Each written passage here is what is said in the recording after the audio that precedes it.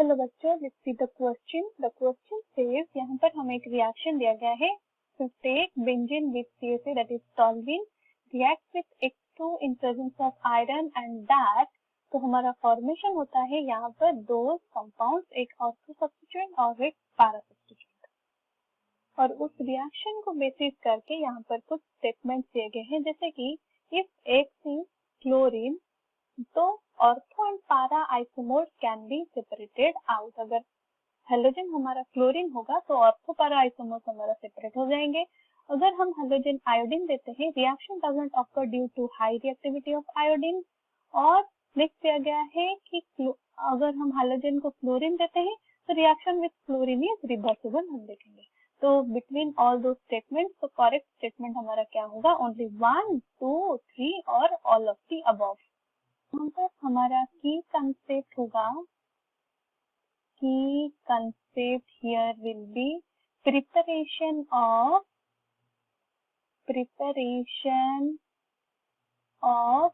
aryl halide by which process? By electrophilic substitution reaction.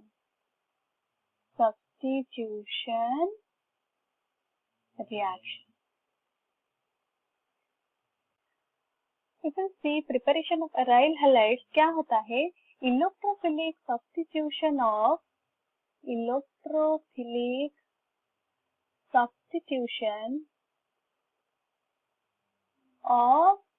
arene with halogen.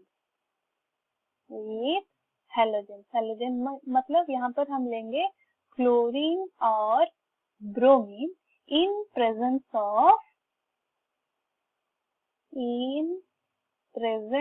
Of Lewis acid as catalyst, like iron or iron 3 chloride. तो हमारा formation होगा aryl halide. So let's see the reaction. We will take arenes, यहाँ पर हम लेते हैं CH3 that is toluene.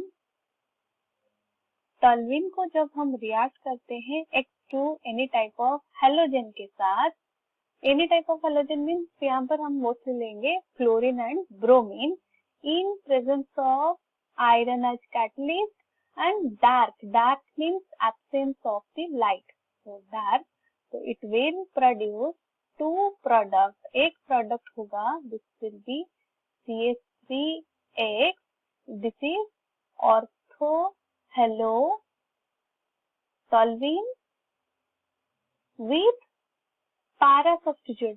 जो halogen होगा वो सब्स्टिट्यूट होगा at para position, at this para halo toluene. Let's see the mechanism, किस तरह से इलेक्ट्रोफिलिक सब्स्टिट्यूशन होगा। अगर हम लेते हैं यहाँ पर हेलोजन एज क्लोरीन, एक इज क्लोरीन ले लेते हैं, तो टॉल्यूइन को जब हम क्लोरीन के साथ फॉर्मेशन या फिर रिएक्ट करवाते हैं तो हमारा फॉर्मेशन क्या होता है? पहले क्या होगा? We will take X2 Cl2 react with the Lewis acid FeCl3, तो वो क्या होता है? This bond will shift to the chlorine, तो ये क्लोरीन जाके आयरन के साथ बॉन्ड फॉर्मेशन हो जाएगा। तो हमारा यहाँ पर एक इलेक्ट्रोफाइल फॉर्मेशन होगा Cl पॉजिटिव विथ FeCl4, और हम लिख सकते हैं FeCl3 नेगेटिव। नाउ क्या होगा? ये जो इलेक्ट्रोफाइल क्या करेगा? वो जाके टॉल्यूइन के साथ रिएक्ट करेगा, तो क्या फॉर्मेशन होगा? जब टॉल्यूइन के साथ हम क्लोरीन का इलेक्ट्रोफाइल को रिएक्ट करते हैं तो हमारा क्या फॉर्मेशन होगा? This is CH3 react with Cl positive, ये होता है हमारा electrophile.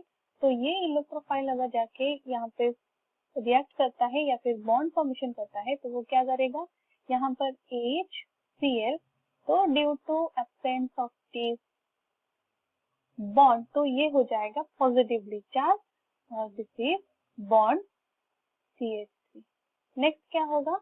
This bond will shift to this, तो इट विल बी लाइक, यहाँ पर हो जाएगा positive charge, double bond HCl CH3 double bond. Now ये बॉन्ड चलाएगा टू दिस बॉन्ड, तो हमें मिलेगा डबल बॉन्ड, यहाँ पर positive charge CH3 HCl double bond. तो फाइनली हमें मिलेगा this bond will stick to this. तो हमें मिल जाएगा हमारा फाइनल रेजोनेटिंग स्ट्रक्चर किस तरह से, double bond double bond double bond CH3 Cl. तो यहाँ पर हम देख सकते हैं this is presence of the bond CH3 group in the aromatic ring, which indicates the electrophile will attack at ortho and para position. Hence हमें जो product मिलेगा, this one is ortho product. Similarly, we will get another para product.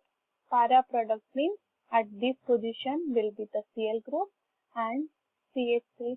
So these are the main products that we have got from toluene when react with any type of halogen X2 in presence of iron and dark.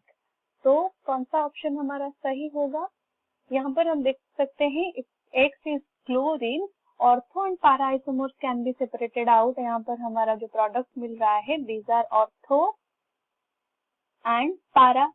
अगर हम देखते हैं कि chlorine लेने के बाद हमारा formation होता है here the ortho product and this one is the para product. तो option A is correct and statement A is correct. Statement 2 में दिया गया है अगर हम हाइड्रोजन I लेते हैं, reaction does not occur due to high reactivity of iodine, but we know that iodine is not highly reactive because it is least electronegative. And fluorine का भी यहाँ पर स्टेटमेंट 3 हमारा गलत होगा क्योंकि reaction is fluorine is not reversible. तो statement 1 is only correct. So option A is the correct option. I hope you have understood it well. All the best.